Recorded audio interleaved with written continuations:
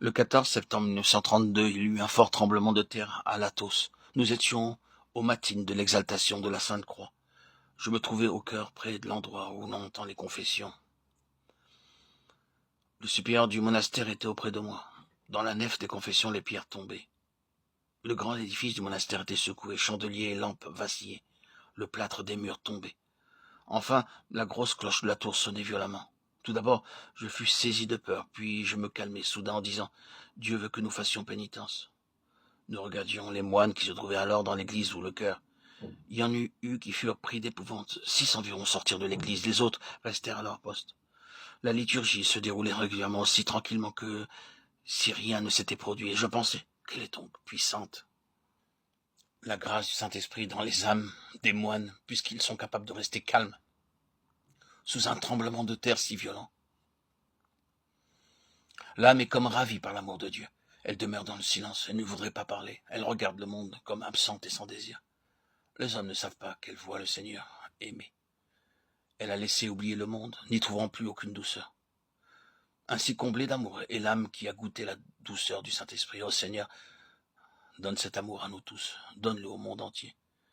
Esprit Saint, descend dans nos âmes afin que nous glorifions le Créateur à pleine voix, le Père, le Fils et le Saint-Esprit. Amen, Amen, Alléluia. Elle est douce, la grâce de l'Esprit Saint, et infinie la bonté du Seigneur. Mon âme désire le Seigneur, elle le cherche avec des larmes. Comment ne chercherais-je pas le Seigneur? Mon âme était heureuse avec lui dans la paix, et l'ennemi n'avait point de part en moi. Maintenant l'esprit de malice a acquis pouvoir sur moi. Mon âme est dans l'incertitude et sous ses coups. Aussi elle languit vers le Seigneur, et le désire à en mourir. Mon esprit tend vers Dieu, rien sur la terre ne me réjouit plus, rien ne peut consoler mon âme. Je veux voir le Seigneur, et en lui être rassasié. Je ne puis l'oublier, je crie dans la plénitude de ma peine, Dieu mon Dieu, aie pitié de moi, aie pitié de ta créature tombée. Ainsi se lamentait Adam, les larmes coulaient sur ses joues. Bénit la terre à ses pieds, le désert entendait son gémissement, les oiseaux se taisaient de douleur, et voici que toute paix abandonna la terre. Quand il vit Abel tué par son frère Caïn, Genèse 4, 1, 8, il ne contint plus sa douleur et pleurait. Il s'écria. De moi sortiront des peuples qui se multiplieront, mais ils vivront dans l'inimitié et se tueront. Sa douleur était profonde comme la mer. Peut le comprendre celui-là seul qui a connu le Seigneur et sait combien il nous aime.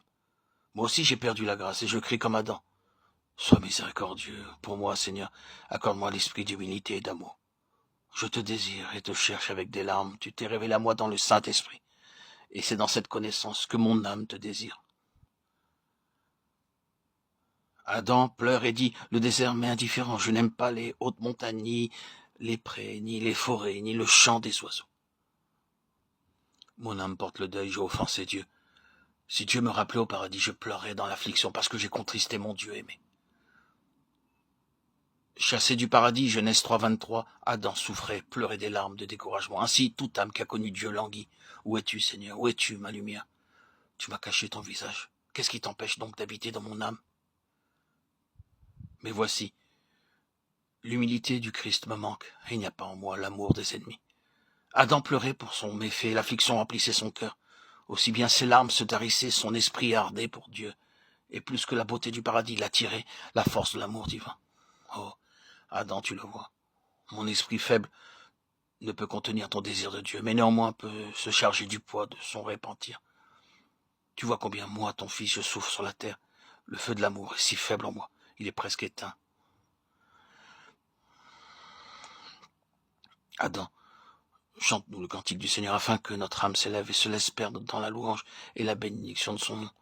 Comme dans le ciel le font les chérubins et les séraphins, comment lui chante le triple sanctus toutes les armées des anges.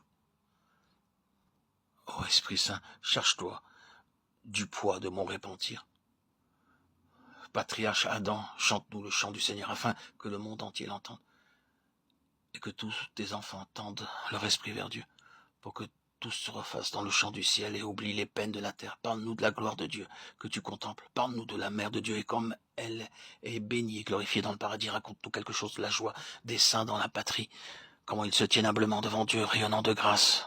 Adam, notre Père, nous sommes dans l'affliction sur la terre, nous tes fils que tu oublies. Console et réjouis nos âmes affligées, la terre entière est dans la souffrance. Ne peux-tu point, dans la plénitude de l'amour de Dieu, te souvenir de nous? Tu vois, Père, notre peine sur la terre. Dis une parole de consolation. Et Adam répondit, « Voyez mes enfants, mon âme est remplie de l'amour de Dieu, jouit de sa beauté. Celui qui se tient devant le visage de Dieu ne peut plus se souvenir de la terre. Je vois la mère de Dieu dans sa splendeur. Je vois les saints, apôtres et prophètes. Tous ressemblent à notre Seigneur Jésus-Christ, le Fils de Dieu.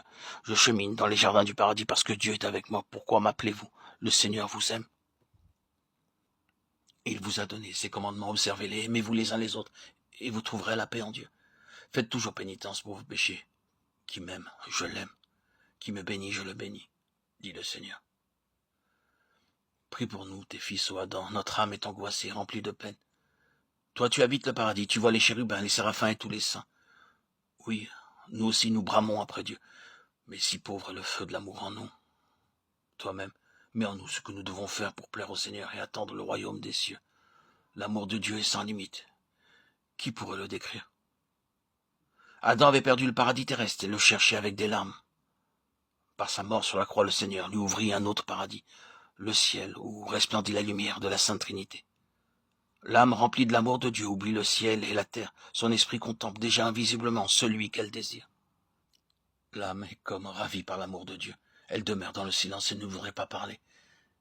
Elle regarde le monde comme absente et sans désir. Les hommes ne savent pas qu'elle voit le Seigneur aimer. Elle a laissé oublier le monde, n'y trouvant plus aucune douceur. Ainsi comblée d'amour est l'âme qui a goûté la douceur du Saint-Esprit. Ô Seigneur, donne cet amour à nous tous. Donne-le au monde entier. Esprit Saint, descends dans nos âmes afin que nous glorifions le Créateur à pleine voix, le Père, le Fils et le Saint-Esprit. Amen, Amen, Alléluia.